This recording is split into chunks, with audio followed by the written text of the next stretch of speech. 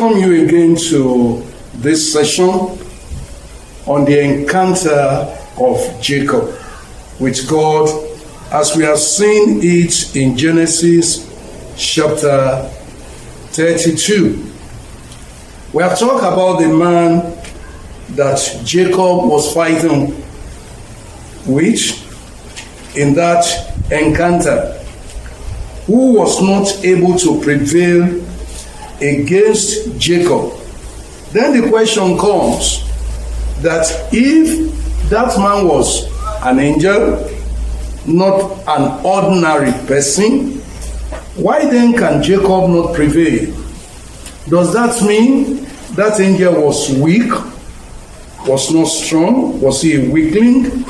In Psalm 103, verse number 20, bless the Lord, you his angels, who excel in strength, who do his will, heeding the voice of his word. They are doing his word, they are doing his will. They are heeding to his commandment. But first of all, he said, they excel in strength. They excel in strength. That means they have strength more than the strength of man. That is why the Bible says, man is made a little lower than the angel. And so, they excel in strength. But this one, where has he dropped his strength? Did he just run away or what? Angels are so powerful. They are spirit beings. We read in 2 Kings chapter 19, verse number 35, where a single angel killed 185 soldiers of the Assyrian in one night, just a night. And that you will say maybe they are little children. 2 Chronicles chapter 32 report the same thing, the same incident, and it talk of the type of people they were. It said they were mighty men of valor, leader, captain, and so on. 2 King, for confirmation, chapter 19, I read verse number 35. It says, and it came to pass on a certain night that the angel of the Lord went out and killed in the camp of this Assyrian 185,000. And when the people arose early in the morning, there were the corpses all dead. 2 Chronicle chapter 32, verse number 21. It said, then the Lord sent an angel who called down every mighty man of valor, leader, and captain in the camp of the Assyrian. Now, leaders of war, captains of war, and man of valor, valiant men. 185 were killed, were brought down by a single angel, not in 1 year, not in 1 week, not just even in 1 day, just over the night. Now, if angel was so powerful, excel in strength like that, why was this angel not able to overcome or to prevail against the man that was called Jacob? That's the point of this main message. The battle we saw here is both spiritual and natural, physical and spiritual. It's like a drama. Or let's put it like this, a computer and a monitor. Or let's use what we are familiar with. If you take your phone and then you make sure you put your phone in the dark mode, and then you are able to put off as much all the light you can put off, and the place possibly is dark, and you begin to type, you may not be able to read what you are typing on the monitor, on the screen of your phone, but those things are writing, those things are on. is going on, but not seen. Now, in computer, the person is typing. Is the monitor that is showing that this is what you are typing. That is when he knows where there's a mistake, where is the grammatical error if he has the dictionary, and so on. So the report of what we see and what we can read could be called the monitor. But the real drama is underneath. And so that's the interpretation we want to look. Now, it was a physical battle that can be seen, but it was a demonstration of the state of the heart of that man that was called Jacob. Because almost everybody, I think all, has a dual nature. And the dual nature of Jacob was in display here. Dual nature means two natures. Like someone said, God in us, or Christ in us, man in us. And that is why Christian life is a battle. We have a nature we receive from God, according to what Peter told us in 2 Peter chapter 1. 2 Peter chapter 1. Peter said that is in verse number 3. 2 Peter chapter 1 verse number 3. It said, as his divine power has given to us all things that pertain to life and godliness, through the knowledge of him who called us by glory and virtue, by which he has given to us exceeding great and precious promises, that through this you may be partakers of the divine nature, having escaped the corruption that is in the world through lust. Partaker of the divine nature. That is what we have when we give our life to Jesus, and we are developing, we are growing. We understand his promises, because that's why he has given to us great and exceeding precious promises. Exceeding one. So that through understanding them, applying them to our life, taking our time to pray, we become the partaker of divine nature, because we have escaped the corruption that is in the world through our salvation. But all the same, we are still a human being. And several times, this one cannot be argued, we see men displaying all the time human nature. That's why it is said that the best of man is still a man. When Paul was writing Romans chapter 7, he talked of the struggle that goes on within a man because of the nature. When good is present, the man desires to do good, but the evil is present. That struggle goes on in lifetime. And we can come to a level that the divine nature overcome this other nature, and then we demonstrate that more. But that doesn't cancel temptation to make us to succumb to human nature. And this is why we see Jesus himself as a perfect man and perfect God. In the Garden of Eden, in the Garden of Gethsemane, he began to pray. And when he was praying, he said, God, if this cup can be off from me, that is human nature. He said, that will be fine. That's my desire. He said, but not as I will, your will be done. That's the divine will trying to overcome. He told his disciple, his apostle, he said, the spirit is willing, but the flesh is weak. There's a nature in man, and that nature was also operational in Jesus by that time. But thank God, it was subdued and eradicated by the power of the divine nature that Jesus carried. May we be found overcomer all the time.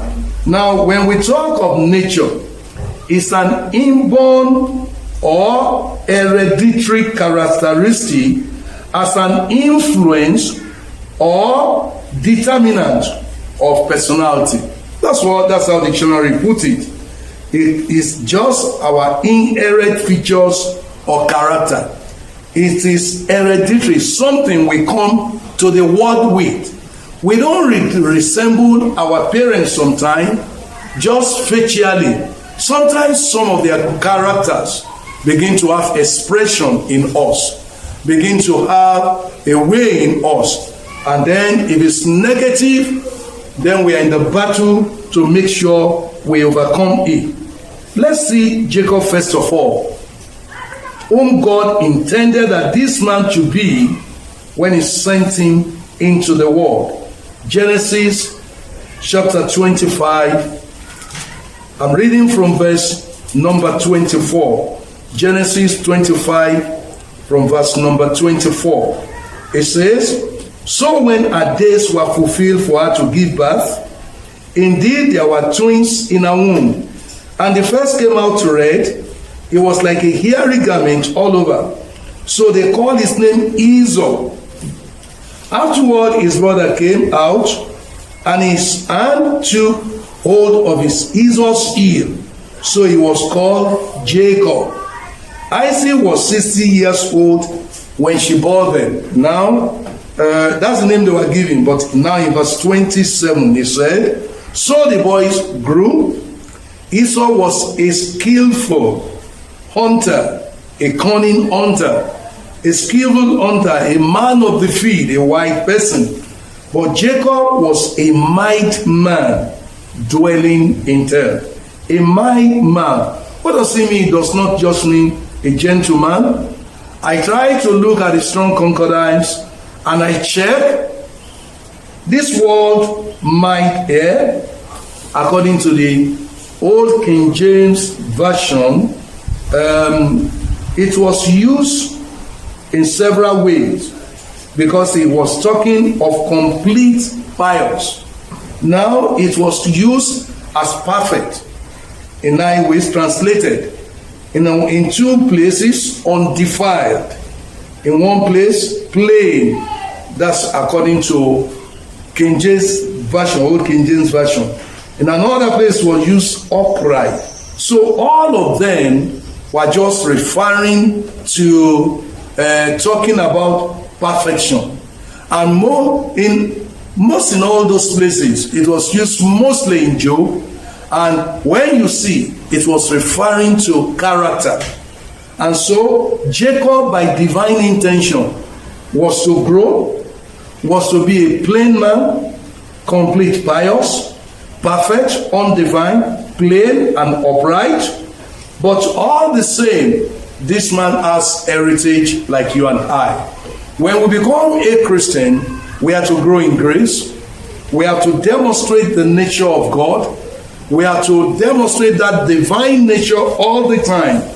And that's what gladdens the heart of the Father.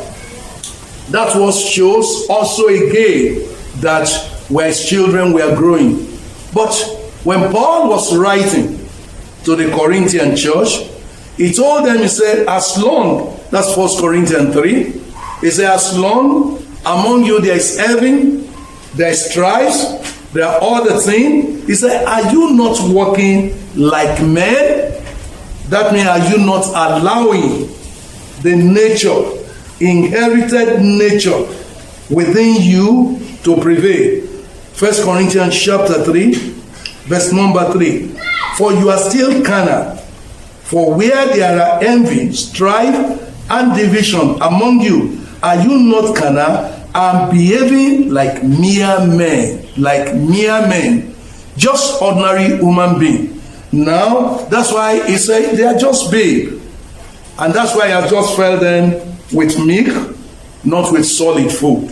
So, these people were Christians, but all the same, they have carnality within them, which must be dealt with if they will succeed in their Christian journey. So, this makes us to understand what was going on with Jacob. Jacob was to be a plain person. But you see, he has an heritage. Heritage say, have it your way. Do it in your own way. Achieve by all means. And there are people, some of them possibly believer, when it comes to getting things, they want to do it their own way. They have talked to me about an individual I know very well. When people say, this situation, pray, he will say, prayer. This is not an issue of prayer. Someone must fight out his case. What can we do without him? If we put God aside in the battle of our life, we fail before we start. And so, Jacob has an heritage from the mother. Have it your own way. And that heritage began to play from the womb. Now, God has said, the elder will serve the younger. 2 nations are in your womb. God had made this choice. But thank God that he did not allow Jacob to prevail, because mysterious things happen. Children were fighting in the womb for supremacy. Now, he does not need to fight. He should have allowed the elder brother to come forth, because God has spoken. Many times we don't understand what is said. Where we need to be patient, we begin to run. And where we need to run, we say, I'm waiting on God. So, may God open our inner ears. May we hear clearly what we need to hear. He came with that struggle into the world. He wants to have it in his own way.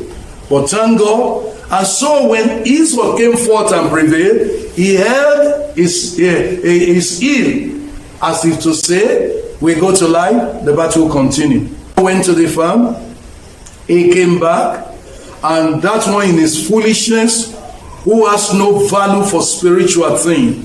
Maybe that is what God has seen within, that he made his choice before they were born at all. He said, Jacob have I loved, Esau have I hated.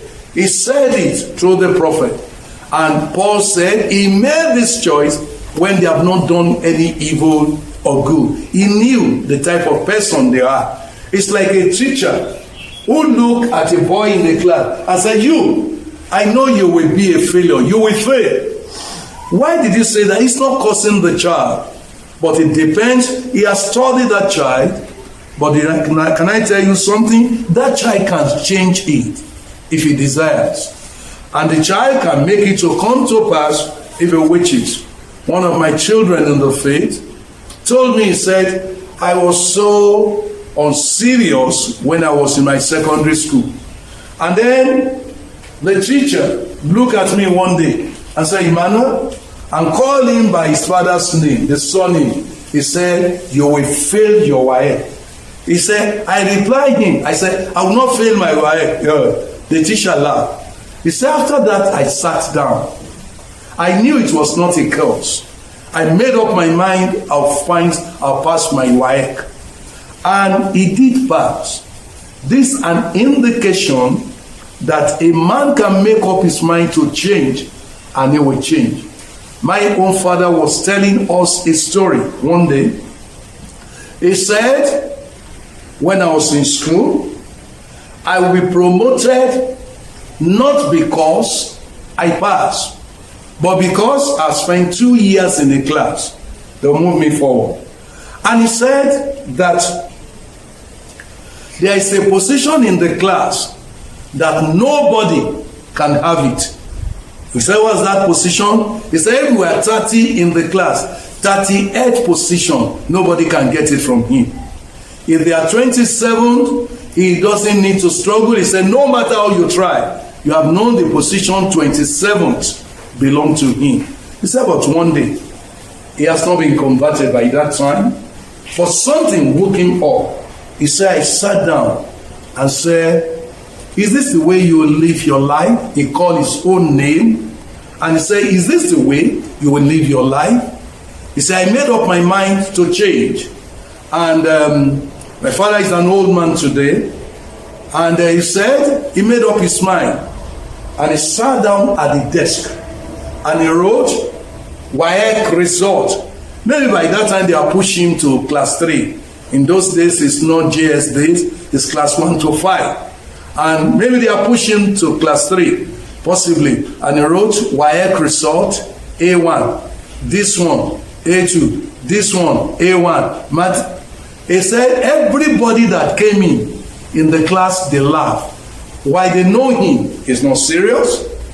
When they are in the school, any little time, he's going to a nearby church of Cherubim and Seraphim. He's going to be the drummer there and beat, as if he wasn't a student. He has not been born again by the time. And he said that's the way he lived his life. He said he hates people, seeing them serious in the class. If they are studying, he will pat the shoulder of this one, he will patch this one, he will pat this one, and people will be saying, Willie, you don't come, oh, Willie, you don't come, oh, and he will enjoy himself. He said, I cut off those things. I sat down.